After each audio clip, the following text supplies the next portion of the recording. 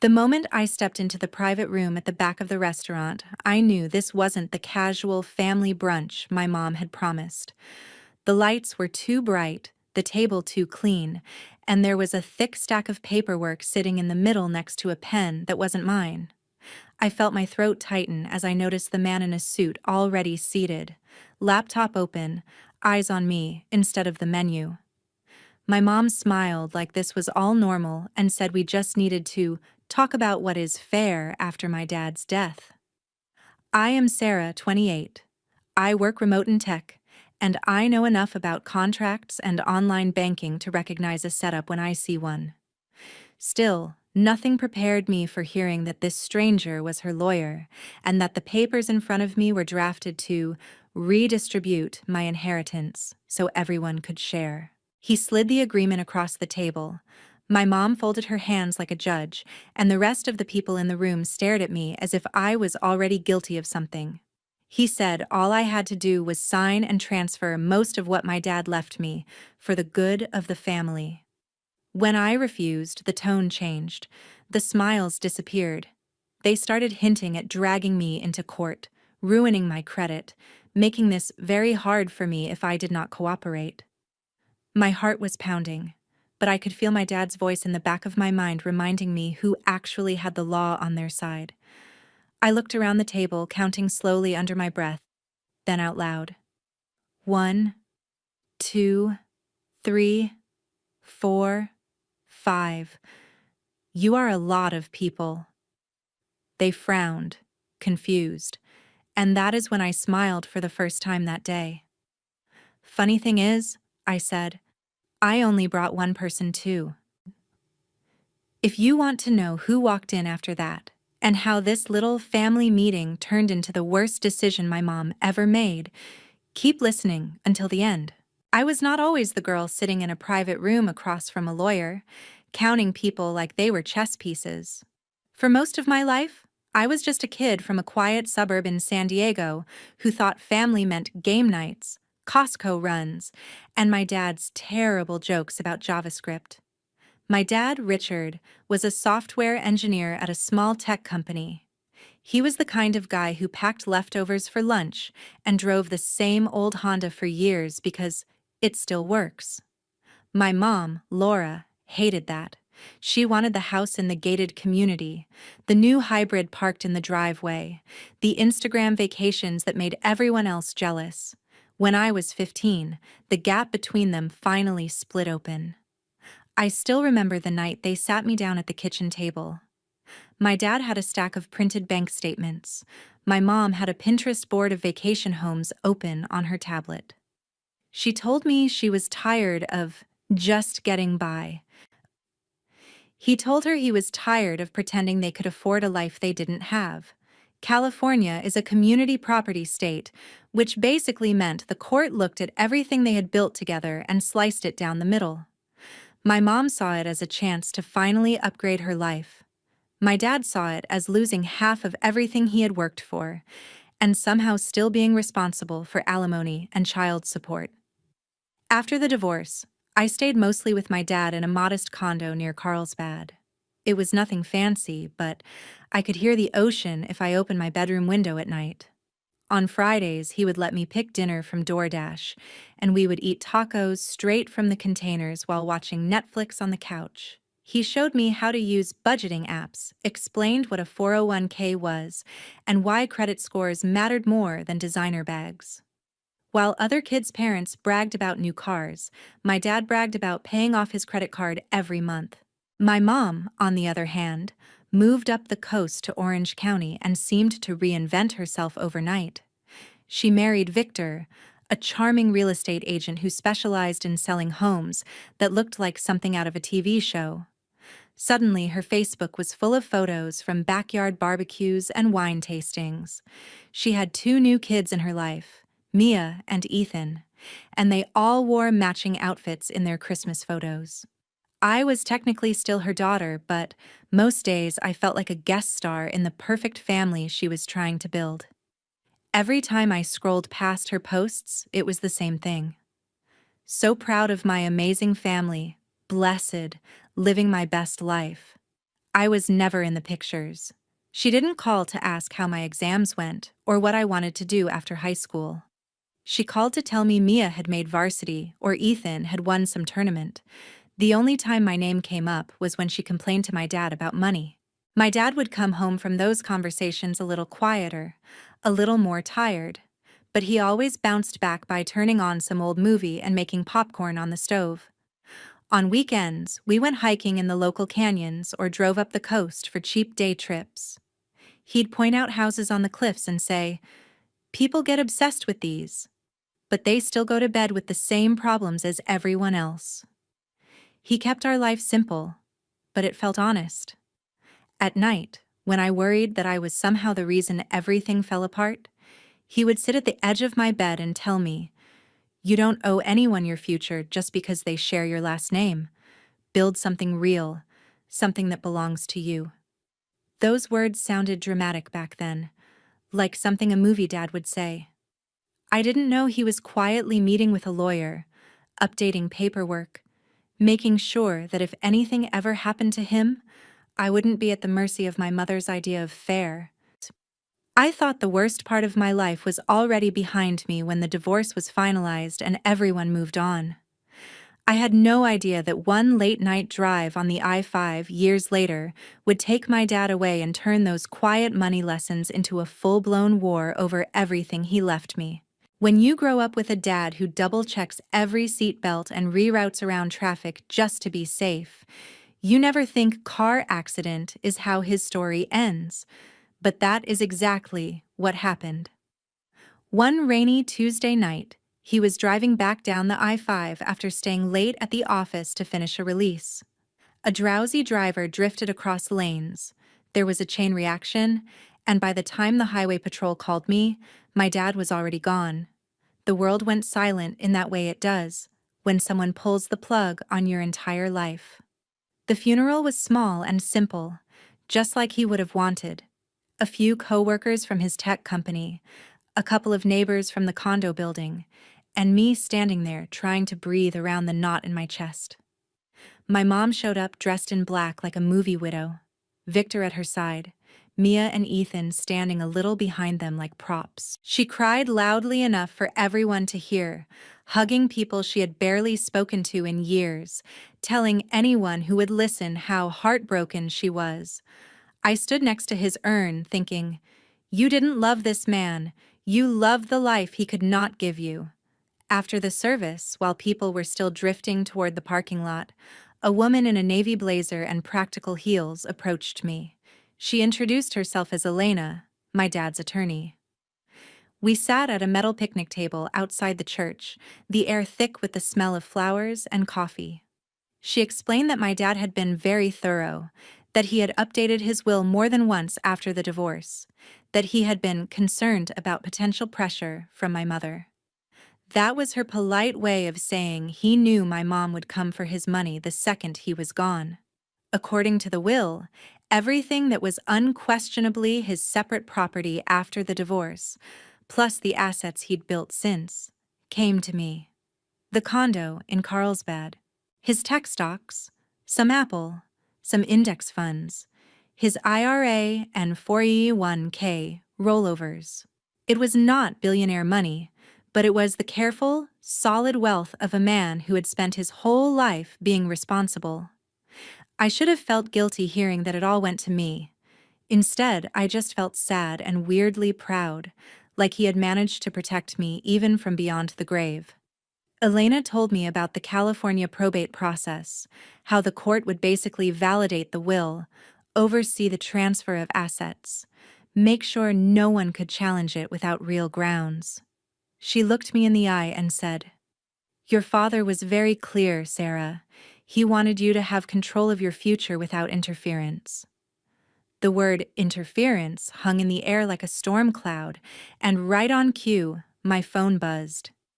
It was a text from my mom, a long paragraph about how we need to talk, how your father would want you to think about the whole family, how we should handle his estate like adults. She didn't ask how I was holding up. She asked when we could discuss numbers. At first, I tried to give her the benefit of the doubt. I answered politely, said we could talk after probate was underway, mentioned that Dad had an attorney. She ignored that part and went straight to asking rough estimates of what he had left, like she was pricing a listing. When I didn't respond quickly enough, the guilt tripping started. She reminded me of all the times she had taken care of me when I was a kid, how expensive my teenage years were, how Mia and Ethan needed help with college. It was always the same phrase on repeat. You have to think about the family. What she meant was her new family. I forwarded the messages to Elena. She told me not to share specific balances or documents, not to sign anything, not to agree to any private deals. She said that if my mom wanted to challenge the will, she could hire her own lawyer and file in court. But based on the paperwork my dad had prepared, it would be a long shot. I decided to trust the woman my dad had trusted, even if it meant disappointing the woman who gave birth to me. That is when my mom's tone shifted from emotional manipulation to mild threats. She started leaving voicemails about how lawyers were expensive, how this could drag on for years, how my credit could be affected if there was a messy legal fight. She would sprinkle in something sentimental like, "I'm just trying to look out for you," before sliding into, "You don't want this to get ugly, do you?" It was like listening to a sales pitch wrapped in a Hallmark card. The more I held my ground, the more desperate she sounded. I stopped answering her calls and wrote everything down. Dates, times, what she said. My dad had taught me that money fights make people reckless, and reckless people leave evidence. A few weeks after the funeral, probate officially confirmed the will. The condo, the accounts, everything moved into my name. Elena sent me a neat folder with legal copies and a calm email about next steps. Within 24 hours, my mom emailed me too. The subject line was family meeting, and the body was full of phrases like clear the air, discuss options, and find a fair solution. She said it would just be us, a small group, nothing formal. She suggested a nice restaurant in Irvine, said she would make a reservation in a private room so we could talk openly.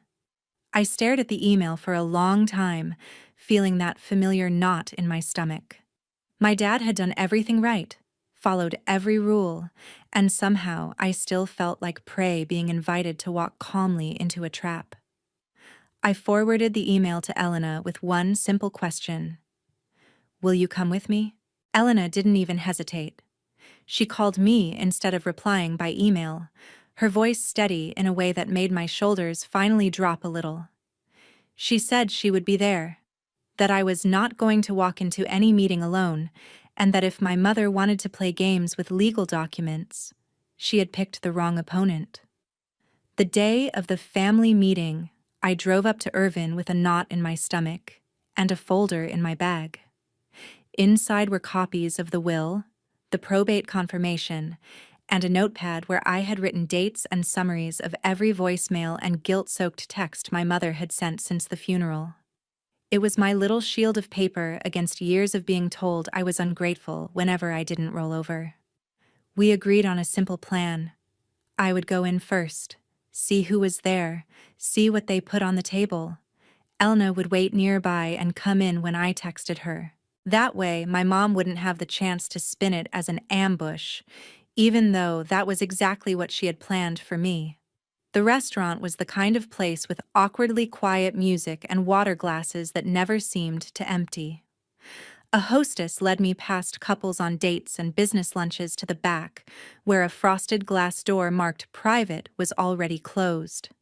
My heart thudded against my ribs as she opened it, and I stepped into the room I had described when this story began. My mom sat at the head of the table in a black blouse, posture perfect, like she was chairing a board meeting. Victor sat to her right in a blazer that looked expensive, but a little too tight, as if he had grown into a different version of himself than the one who bought it. Mia and Ethan were there too, on the opposite side of the table next to a man in a gray suit with a sleek laptop open in front of him. No one had menus. There was a pitcher of water, a neat stack of papers, and a pen aligned perfectly on top. "Sarah, you made it," my mom said, as if I had shown up early to help decorate for a party. "We just want to talk." The man in the suit stood up and offered his hand. He introduced himself as Daniel, an attorney, helping the family explore options regarding your father's estate. The way he said family made it sound like everyone in the room had lost the same thing I had, like we were all equals here, just trying to divvy up grief. I sat down slowly and noticed the top page of the stack in front of me. It had my name on it and more legal language than any normal person would voluntarily read over brunch. Terms like redistribution, voluntary agreement, and irrevocable. My stomach flipped. "Before you panic," my mom said, leaning forward with a practiced sympathetic look. "We just want to make sure everyone is provided for. Your father's will didn't consider the reality of the family now. Things are different." She gestured to Mia and Ethan as if they were line items in a budget. "College is expensive. Life is expensive. This is just about fairness." Daniel took over, explaining that the document was a family settlement agreement that would allow me to transfer a reasonable portion of the inheritance into a shared trust. Reasonable, according to the numbers printed in stark black ink, meant about 65%. He said it in the same tone someone might use to suggest splitting a check. I kept my face neutral, but inside I could feel heat rising. My dad had worked overtime, driven that damn I-5 at night, skipped vacations for years, and now I was being told that honoring his choices was selfish. "No one is trying to take anything from you," my mom added, which was almost funny considering the contract literally existed to take things from me. "We just don't want this to become a long, ugly legal fight. That would hurt your credit, your future. This way, we handle it privately. Like adults." I thought about the texts she had sent, the voicemails where her voice sharpened whenever she said the word fair. I thought about my dad sitting at the edge of my bed telling me I didn't owe anyone my future. I took a breath. "So," I said carefully, "if I don't sign this, what happens?" The temperature in the room dropped a few degrees. Victor shifted in his seat. Mia stared at the table. Ethan kept looking at his phone like he wished he was anywhere else. Daniel folded his hands and gave me a look that might have been meant to pass for kind. "Then this could become complicated," he said. "Your mother could contest certain aspects of the probate. There could be long delays, legal fees, public records. It might impact your credit or your ability to move quickly with the assets. Conflict is stressful. We're trying to avoid that." My mom jumped back in, her voice tightening just enough to slip the mask. "We're giving you a chance to show you care about this family. You're not the only one who lost something, Sarah. Mia is applying to colleges. Ethan has his whole future ahead of him. We are asking you to do the right thing." I looked at each of them. The lawyer ready to bill by the hour. Victor, who had married into my mother's hunger for status. 2 teenagers who had grown up in a world where I was a footnote. And my mother, who could cry on command and talk about love while pushing a pen toward my hand. I could feel my pulse in my fingertips, but my voice came out calm. "How many of you are there again?"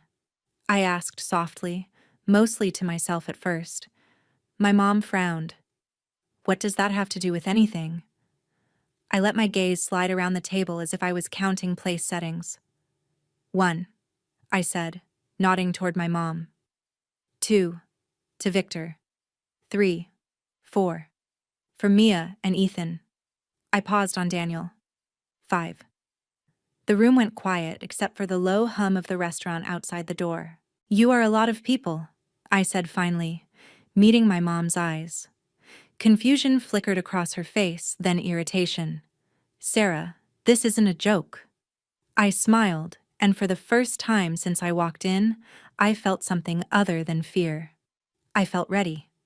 "You're right," I said. "It's not." I reached down, pulled my phone from my bag, and tapped out a single word I had already typed into a draft before I arrived. Then I set the phone face down next to the untouched pen. Funny thing is, I added, I only brought one person too. A soft knock sounded on the door a few seconds later, sharp and precise. The hostess opened it just enough to let a woman in a navy blazer step through, a familiar folder in her hand, and a calm, professional smile on her face. "Hi, Laura," Elena said politely. "I hear you wanted to talk about Sarah's inheritance." After that meeting, my mom stopped pretending to be hurt and started acting like someone who had just lost a bid on a very expensive house.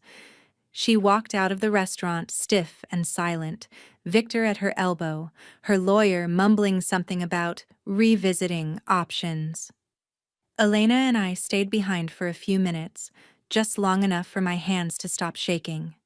She told me I had handled it exactly right, that I had every legal right to say no, and that if my mother tried anything else, we would deal with it. I wanted to believe that was the end of it. For about 3 days, my phone was quiet. No guilt-tripping texts, no long voicemails. I almost let myself think maybe the shock of having a real attorney walk in had scared my mom straight. Then the messages started again, but colder this time. She sent a long text about how disappointed she was, how ashamed my father would be, how money has changed you. She hinted that if I kept being stubborn, I might regret how complicated things could get with accounts and paperwork. It did not sound like a threat of more brunch meetings.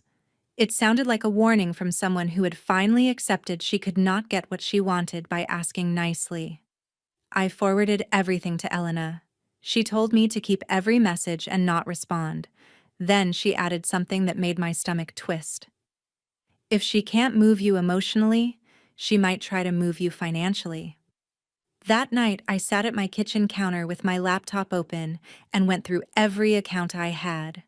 I changed passwords, turned on two-factor authentication for my bank and investment apps, checked security questions, and froze my credit with the 3 major bureaus. It was the grown-up version of barricading the door, one app notification at a time. My dad used to say, "In this country, your data is worth more than the cash in your wallet." I never really felt the weight of that until I was clicking through settings with my heart pounding, imagining my mother whispering my childhood address and first pet's name into some login screen. A few days later, I got an email that looked exactly like the kind my bank usually sent. Same logo, same colors, same subject line template. Important, action required. The only reason I hesitated before clicking was because the timing felt wrong. I had just updated my security, and the universe is rarely that on the nose. I hovered over the link instead of tapping it. The URL was close but not quite right, the kind of fake domain you only notice if you are already suspicious. My skin went cold. Someone had not just guessed my bank, they had paid attention. I called the bank directly using the number on the back of my card. They confirmed they had not sent any security emails that week, and there had been at least one failed login attempt from an unfamiliar device on one of my investment accounts. The representative helped me lock everything down even further, then told me to file a report with local law enforcement and the bank's fraud department. It felt surreal to sit in my small living room, Netflix paused on some dumb sitcom, while I explained to a detective over the phone that my own mother might be trying to fish her way into my inheritance. He suggested I also submit a complaint through the FBI's Internet Crime Complaint Center, IC3. It sounded intense, like something people did when strangers overseas stole their crypto, not when their mom lived an hour up the freeway. Still, I filled out the form, attached screenshots, emails, and the bank's notes about failed logins. Elena reviewed everything and told me I did the right thing. "If this escalates," she said, "you'll want a clear trail that shows you didn't just imagine this." The next step was protecting the one thing I had never really thought about as part of my security: my actual front door. I ordered a Ring doorbell camera and a couple of small security cameras during my lunch break one day, the way some people impulse buy shoes. They arrived 2 days later in cheerful cardboard boxes. Installing them made me feel ridiculous and empowered at the same time. I walked around the condo with my phone, checking angles, making sure every door and the area near the building's mailbox were in view. It felt dramatic until I imagined my mom leaning over my mailbox or sitting in her car out front, connecting to my building's guest Wi-Fi and pretending the internet itself owed her a cut. For a little while, nothing happened. The cameras sent me notifications when the mail carrier came or when my neighbor dragged his trash cans past my door, but that was it. I went back to my normal routine: remote work, yoga videos on YouTube, late night scrolling on Reddit. One night, unable to sleep, I posted a long, anonymized version of my situation on our legal advice. I changed names and locations, but I told the truth about the inheritance, the pressure, the fake family meeting, the weird bank email. The comments flooded in. People told me to listen to my attorney, not to meet my mother alone, to keep everything in writing, to treat this like a crime, not a misunderstanding.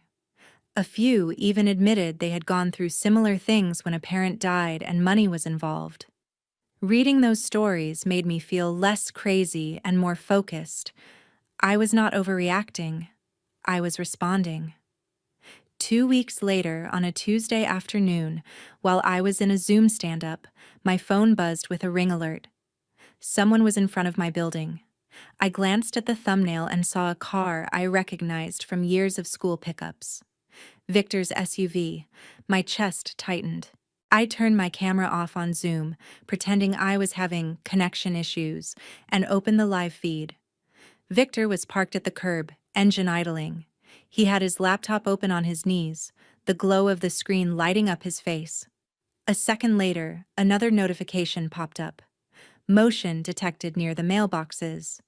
The second camera showed my mom standing there, phone pressed to her ear, glancing around like she was checking if anyone was watching. My heart was pounding so hard I could hear it over the tiny audio feed. I watched my mom talk into her phone, then looked toward Victor's car. At almost the exact same time, my banking app sent a push notification. Unrecognized device attempting to access your account. It was like watching coordinates line up on a map. My mother, at my mailbox. Victor, in his car outside my building with a laptop. My account, pinging me that someone was trying to break in. I hit screen record on my phone and let it run. Later, I pulled the logs from my bank's website showing the time, IP address, and failed login attempt. The timestamps matched the ring footage down to the minute. I sent everything to Elena: the videos, the logs, the IC3 report confirmation. She didn't text back this time. She called, and her voice was sharper than I had ever heard it. "This isn't just harassment anymore," she said. "This is attempted identity theft. They're not just pushing you, they're breaking the law." The next day, with her help, I filed a formal police report and updated my complaint with the FBI's cyber unit. It felt like crossing a line I could never uncross, but I kept replaying the image of my mother at my mailbox and Victor hiding in his car like a teenager trying to steal Wi-Fi. Whatever this was, it stopped being family drama the moment they tried to put their hands on the money my father left me by pretending to be me. I had spent months feeling like I was always one step behind their schemes. Now, for the first time, I had something they couldn't spin away with tears or guilt: hard, ugly digital proof. And that was the moment this stopped being a private war and turned into a case a judge would have to look at, with my mother and her perfect new life under the harshest light possible. I always thought courtrooms only looked like that on TV, all polished wood and heavy air, but the real one in downtown San Diego felt even heavier, like the walls themselves had seen too many people lie and break down and pretend they were sorry. I sat at the plaintiff's table next to Elena, my hands wrapped around a cup of coffee gone cold, staring at the flat screen across from the judge's bench. That was where my life was about to play in high definition. My front door, my mailbox, my inheritance, and the people who decided they deserved it more than I did. On the other side of the room, my mom sat next to Victor. Her hair done, makeup perfect, outfit carefully chosen to scream responsible citizen instead of woman who tried to get into her daughter's accounts. Their lawyer was a different guy this time, older, more polished, the kind of man who probably believed he could talk anyone into anything. Mia and Ethan were in the second row behind them, dressed like this was a school assembly. They would not be testifying, but they could not pretend they did not know why their parents were here. When the judge walked in, everyone stood. I felt my knees wobble slightly, like they were remembering that they used to belong to a kid, not someone about to listen to her own mother be described as a criminal. The prosecutor laid it out calmly. Attempts to access protected financial accounts, fraudulent emails, coordinated behavior captured on video and in digital logs. He did not use dramatic language. He just stacked facts on top of facts until there was a tower I knew my mother could never climb down from. Elena had prepared me for everything. I had seen the exhibits ahead of time, but something about watching the screen flicker on and seeing my front door from the perspective of that little camera made my stomach twist. The video showed the date, the timestamp, that dull gray afternoon. It showed my mom standing at the mailboxes with her phone pressed to her ear, glancing around like she was doing something as small as gossiping, not as big as trying to steal my name. Then the feed switched to the angle on the street. Victor, in his SUV, laptop open, the blue-white glow lighting up his face as his fingers moved on the keyboard. A fractional delay, and the prosecutor pointed out how, right at that moment, my bank logs recorded a failed login attempt from an unfamiliar device. Then they displayed the screenshot of my banking app notification, the one that had made my heart hammer while I watched the live ring feed. The timestamps lined up almost perfectly. It was like watching a crime documentary where the villain was played by your own family. Their lawyer tried to spin it. He said there had been a misunderstanding, that my mother had simply been checking on paperwork, that Victor had been helping with online access, that they thought they were logging into some old joint account from the marriage. He tried to paint me as paranoid, resentful, making a drama out of grief and confusion. I just sat there and listened, because I knew what was coming next. Elena stood up, calm and precise. She reminded the court that the will had been fully probated, that my father's accounts had been in his sole name, then mine. No joint access, no gray area. She put up the emails, the fake bank link, the IC3 complaint, the messages where my mom had hinted at accounts and paperwork becoming complicated if I did not cooperate. She played one of the voicemails where my mother's voice slipped just enough to show the threat under the sugar. By the time I took the stand, the story was already clear. My job was not to perform. It was just to tell the truth in the same steady way my dad would have told a bug report. I explained the family meeting, the settlement agreement they had tried to push in that private room, the pressure, the threats, the sudden appearance of phishing emails after I refused. I explained how I had changed passwords, frozen my credit, talked to my bank, been told there were failed logins. I described watching the ring footage in real time and feeling every piece click together. The prosecutor asked me how it felt to realize my own mother was behind it. My throat tightened, but I answered honestly. I said it felt like watching someone reach into my chest and try to take the last piece of my dad I had left. When everything was finally submitted and both sides had said what they needed to say, the judge took a long time flipping through the paperwork. You could feel the room holding its breath. My mother stared straight ahead, face tight, eyes shiny in a way I no longer trusted. When the judge spoke, his voice was steady, almost bored, but the words hit like a hammer. He said the evidence showed clear attempts to gain unauthorized access to my accounts using deceptive methods. He talked about how using personal familiarity and prior knowledge to impersonate someone is not a family misunderstanding, it is fraud.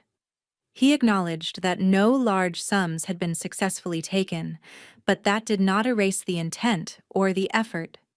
He found my mother and Victor guilty of charges related to attempted identity theft and fraud. He did not sentence them to some dramatic TV show prison term. Instead, he did something that, in the real world, can hurt longer. He imposed a heavy fine, tens of thousands of dollars, plus restitution for my legal costs. He put them on probation, which meant every financial move they made for years would be watched. He ordered them to complete a program on financial crimes, and then he granted the restraining order Elena had requested, barring them from contacting me directly or indirectly for 5 years, barred from coming near my home or workplace or messing with anything tied to my name. He also noted Victor's real estate license and referred the case to the licensing board. I saw the exact moment Victor understood what that meant. His shoulders sagged like someone had just taken a key piece off the board. No license, no luxury listings, no easy commissions to fund the lifestyle my mother had curated online. What really surprised me was not the legal part. It was the silence after. When we stepped out into the hallway, there were no dramatic screams or thrown punches.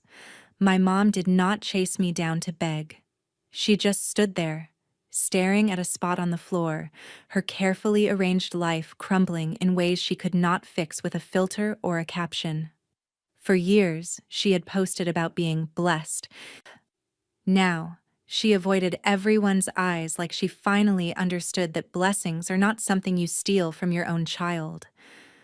I walked past her without stopping, not to be cruel, but because there was nothing left to say that the judgment had not already said better. For the first time since my dad died, I felt like the ground under my feet belonged to me again.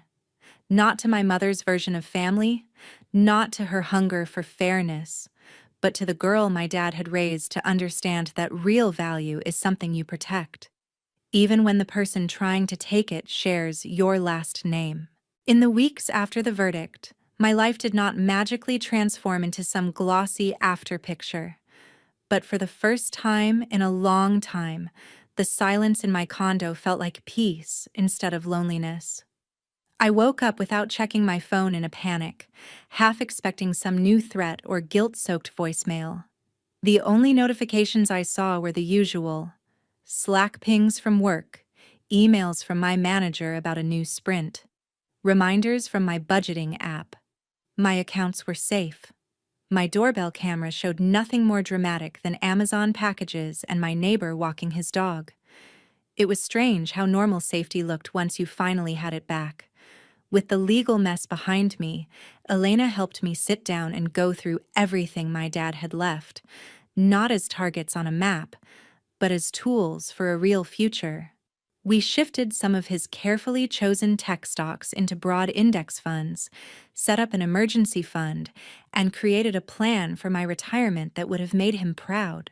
Instead of feeling guilty every time I opened my banking app, I started to feel capable. Like I was not just holding on to what he gave me, but actually growing it. I kept my job in tech, working remote from the same condo we had once shared. Some mornings I would sit at the small dining table with my laptop, coffee from the drive-through Starbucks down the street, and look toward the empty chair where he used to sit with his own mug and a stack of printed code. It hurt, but in a clean way, like a scar that had finally healed over. Therapy helped with the rest. I found a counselor who specialized in grief and family trauma, someone who did not flinch when I said, "My mom tried to steal my inheritance," out loud. We talked about boundaries, about how family is supposed to protect you, not burn you for parts, about how I could carry my dad's memory without carrying every bad decision my mother made. Slowly, the knot in my chest loosened. I realized I had spent years trying to earn a place in a version of family that had never really included me. Losing that fantasy hurt less than I thought it would. It was like waking up from a dream where you were always the extra chair at the table.